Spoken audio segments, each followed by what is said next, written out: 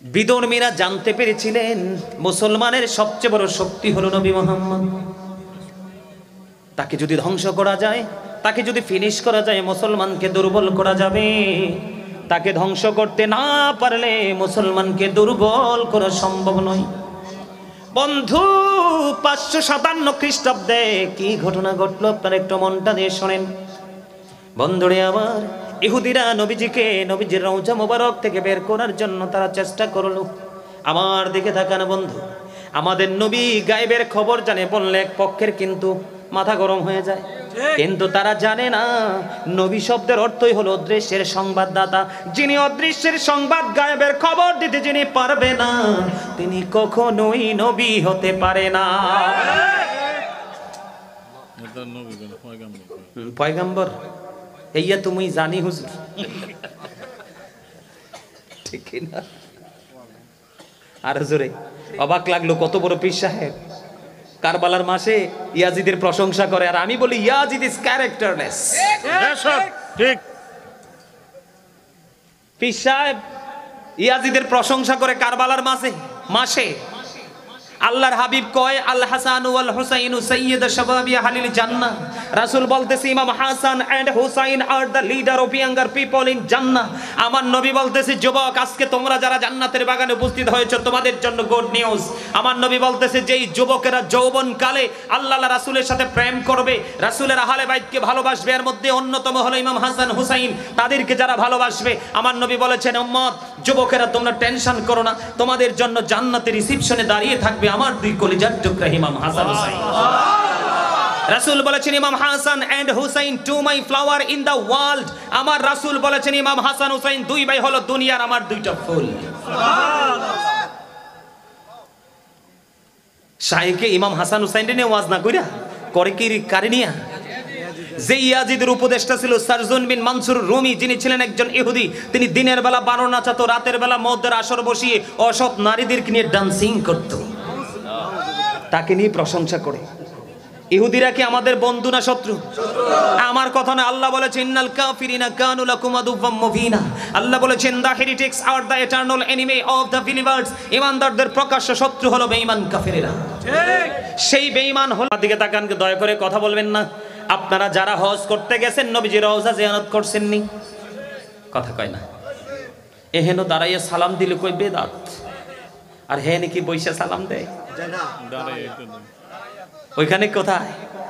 ওইখানে দি ফতুয়া দেন না বেদাত কি? আমি গুনাহগার নিজে চোখে দেখছি। যত বড় মোটা বেটাই হন, ডান্ডা ব্যাক্কারে দিব ঠান্ডা করে।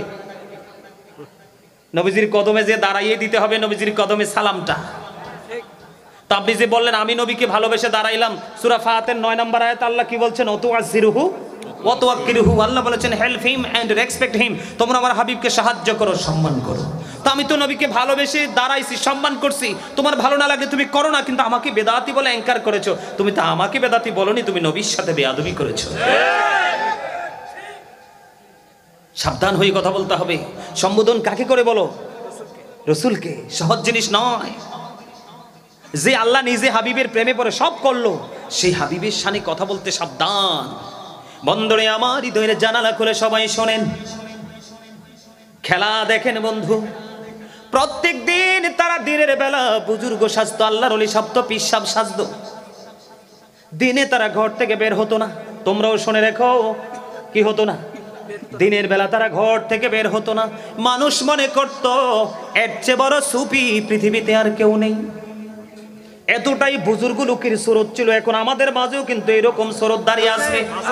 কথা বলেন, আছে না নাই? বন্ধু, আমি কাউকে মিন করে বলছি না, বাস্তবতা তুলে ধরছি আপনাদের সামনে। যদি কারো ভালো লাগে ওয়েলকাম, আর যদি ভালো না লাগে আই ডোন্ট কেয়ার। বন্ধুরে আমার দিকে নজরটা বাড়িয়ে দেন, পলকহীন দৃষ্টি দিয়ে হৃদয়ের জানালা খুলে শোনেন। বন্ধু দেখেন, 557 খ্রিস্টাব্দের ঘটনা আমি আপনাদেরকে শোনাচ্ছি বন্ধু। এবার তারা কি করতো? দিনের বেলা ঘর থেকে বের হতো না, মানুষের মেলায় তারা যেত না। বুজুর্গ পীর সাহেব সেজে থাকতো, তাবুর মধ্যে তারা সারাটা দিন থাকতো। ঘর থেকে বন্ধু বের হতো না, তারা রাতের বেলা বের হতো। তাদের চরিত্রটাই ছিল খারাপ চরিত্র, ক্যারেক্টারলেস পিপল, চরিত্রহীন মানুষ। ঠিক কিনা বলে? কোন মানুষ? যেই মানুষ নবীর সাথে বেয়াদবি করে নবীর ইজ্জতের চাদর ধরে টানতে, এটা কি মানুষ না বেহুশ? আরো জোরে কোন, যে এটা বেহুশ, এটা কি ভালো মন্দ আগুন পানি কিছু বুঝে? এটা তো মাতাল। আমি আপনাদেরকে বলি বন্ধু, একটু মন দিয়ে শোনেন। প্রত্যেক দিন নবীজির কদম মোবারকটা যেই দিকে রে, নবীজির কদম মোবারকের দিক দিয়ে প্রত্যেক দিন রাত্রে তারা ওই তাদের যেখানে তাঁবুটা তারা টানিয়েছে, তাঁবুর নিচ দিয়ে সুড়ঙ্গ খনন করা শুরু করে দিল। একেবারে নবীজির কদম মোবারক পর্যন্ত চলে গেল। তারা দিনের বেলা বুজুর্গ ও পীর আল্লাহর ওলি সাজে, রাতের বেলা বন্ধু তাঁবুর যেখানে তারা বসে, যেমন এই যে আমাদের স্টেজটা আমি এক্সাম্পল দিচ্ছি আপনাদের, কি এক্সাম্পল, একটা মেসাল দিচ্ছে। এই যে আমাদের স্টেজ, ডান বামে আপনারা কিন্তু কিচ্ছু দেখেন না, তলে কি আছে। যেমন ধরেন এই স্টেজটার মতনই তারা এখানে বসবাস করে, এটার তল দিয়ে সুড়ঙ্গ ধরেন রাস্তার ওপারে নবীজির রওজা, একটা এক্সাম্পল দেই। তারা দিনের বেলা বুজুর্গ, রাতের বেলা বন্ধু তারা এখান থেকে মাটি খনন করে জান্নাতুল বাকির মধ্যে মাটিগুলো তারা রেখে দেয়। এমন করতে করতে করতে করতে বন্ধু দুশ্মনেরা নবীজির কদম মোবারক পর্যন্ত চলে গেল। এমন মজার খবর বন্ধু, কখনোই ইমানদারকে বিরক্ত করতে পারে না। ইমানদারের হৃদয় আলো বেশি প্রেম বন্ধু যুক্ত হয়, ঠিক কিনা বলেন? একেবারে নবীজির কাছাকাছি চলে গেল। এবার বন্ধু নবীজি ঘুমের ঘরে সুলতান নুরউদ্দিন জঙ্গির ঘরে যাইয়া হাজির।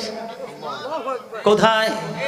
সুলতান নুরউদ্দিন জঙ্গির ঘরে গিয়ে হাজির হয়ে গেল আমার নবী সুলতান নুরউদ্দিন জঙ্গি।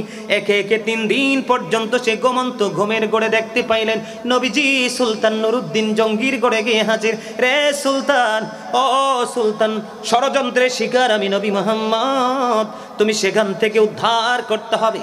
এক এক করে 3 দিন পর্যন্ত সুলতান নুরউদ্দিন জঙ্গি স্বপ্নে দেখলেন 20 জন সৈন্য। কিতাব প্রমাণ করেছে বন্ধু, কয়জন? 20 জন সৈন্য নিয়ে তিনি 3 দিন অতিক্রম করে বন্ধু মদিনাতুল মুনাওয়ারায় কদমটা বাড়িয়ে দিলেন। কয়দিন সফর করলেন?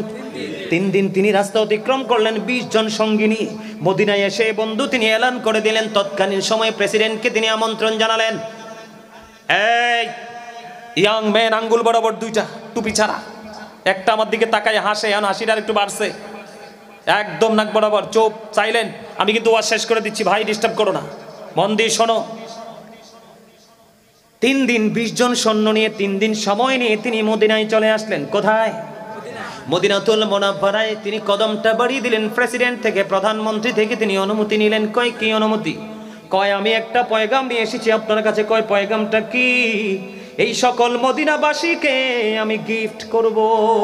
আল্লাহু আকবার। আসলে কি তিনি গিফট করতে আসছে? বন্ধু নবীজি যে এক এক করে সুলতান নুরউদ্দিন জঙ্গির করে 3 দিন গভীর রজনীতে স্বপ্ন যোগে দেখা দিয়েছেন। আমার নবী 2 জন ব্যক্তির চেহারা সুলতান নুরউদ্দিন জঙ্গিকে দেখিয়ে দিয়েছেন। সুলতান নুরউদ্দিন জঙ্গি এক এক করে 3 দিন এই স্বপ্ন দেখে 2 জন লোকের চেহারা তিনি আইডেন্টিফাই করেছেন, শনাক্ত করেছেন। এবার তিনি এলান করে দিলেন, আমি পুরস্কৃত করতে চাই গোটা মদিনাবাসীকে। ওকে ফাইন, চমৎকার নিউজ। এবার তিনি অনুমতি দিয়ে দিলেন। অনুমতি দিয়ে দেওয়ার পরে বন্ধু এবার তিনি পুরস্কার বিতরণী কাজ শুরু করে দিল। পুরস্কার বিতরণ করতে করতে করতে করতে করতে করতে বন্ধু তিনি সব মানুষকে পুরস্কার দিয়ে শেষ করে দিল। কিন্তু ওই যে নবীর কাল 2 দুশমন, তাদের চেহারা খুঁজে পায় না। সুলতান নুরউদ্দিন জঙ্গি টেনশনে পড়ে গেল। এবার তিনি প্রশ্ন করলেন যে তোমাদের মাঝে আমার পুরস্কার পায়নি এমন কোন লোক আছে কি? এবার বললেন, হ 2 জন লোক আছে নবীজির রওজা মোবারকের কাছে। ওরা অত্যন্ত বুজুর্গ, অত্যন্ত ভালো মানুষ, অত্যন্ত চরিত্রবান মানুষ। কয় তাই নাকি? কয় হ। সুলতান নুরউদ্দিন জঙ্গি বলে, তোমাদের চোখের সামনে সে মুমিন, আর আমার কাছে তারাই হলো নবীজির সবচেয়ে বড় দুশমন। এবার সুলতান নুরউদ্দিন জঙ্গি ডেকে ডেকে বললেন, তোমরা টেনশন করো না, আমাকে সঙ্গে নিয়ে চলো। ওই 2 জন মানুষ কোথায় অবস্থান করতেছে? এবার উপস্থিত মানুষগুলো দলবল নিয়ে সুলতান নুরউদ্দিন জঙ্গির স্পেশাল সিপাহী 20 জনকে নিয়ে চলে গেলেন। নবীজি রওজা মোবারকের কাছে, নবীজি রওজা মোবারকের কাছে গিয়ে বন্ধু দেখতে পাইলেন সুন্দর চমৎকার তাঁবুটা নিয়ে রেখেছে। এবার বললেন তোমরা বের হও। বের হওয়ার পর ওরা বের হলো। বের হওয়ার পরে বলল তোমাদের বিছানাটা সরাও। বিছানাটা সরানো হলো। বিছানার নিচে নজর দিয়ে চাইয়া দেখে পাঁচ বন্ধু তক্তা বিছিয়ে রেখেছে। এবার সুলতান নুরউদ্দিন জঙ্গি বললেন তক্তাগুলো এখান থেকে সরিয়ে নাও, আউট করো। তক্তাগুলো বন্ধু সরিয়ে নেওয়া হলো। তক্তাগুলো যখন বন্ধু সরিয়ে নেওয়া হলো রে, তক্তাগুলো সরিয়ে নেওয়ার পরে চাইয়া দেখে রে, একেবারে এখান থেকে সুড়ঙ্গ খনন করতে করতে একেবারে নবীজির কদম মোবারক পর্যন্ত চলে গেছে।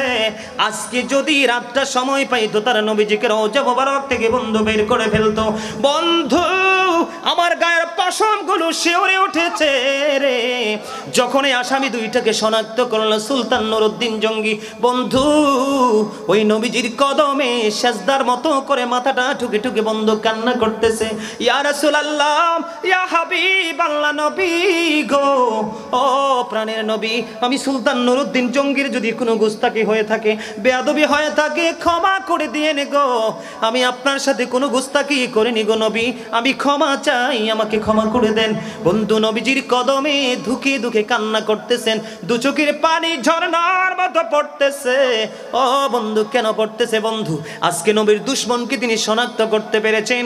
তখন এই দুইজনকে বন্ধু কি করলেন? এই দুইজনকে জনগণের সামনে ওপেনলি তিনি দিনের বেলা বন্ধু জিন্দা মানুষগুলোকে আগুন লাগিয়ে দিবালোকে দুজনকে ফুরিয়ে ফেললেন।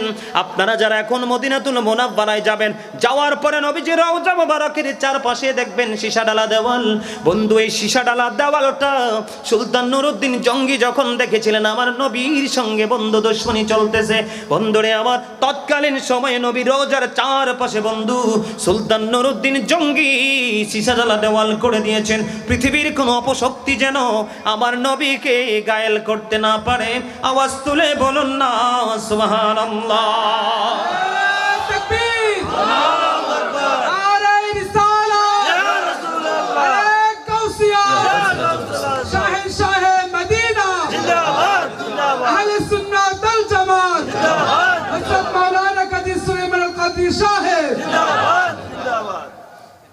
আপনাদের হৃদয়ে কি কিছু ধুলা লাগেনি?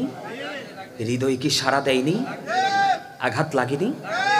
ঠিক 557 খ্রিস্টাব্দে এই ঘটনার পরেই নবীজির রওজার চারপাশে সীসা ডালা দেওয়াল তৈরি করা হয়েছিল।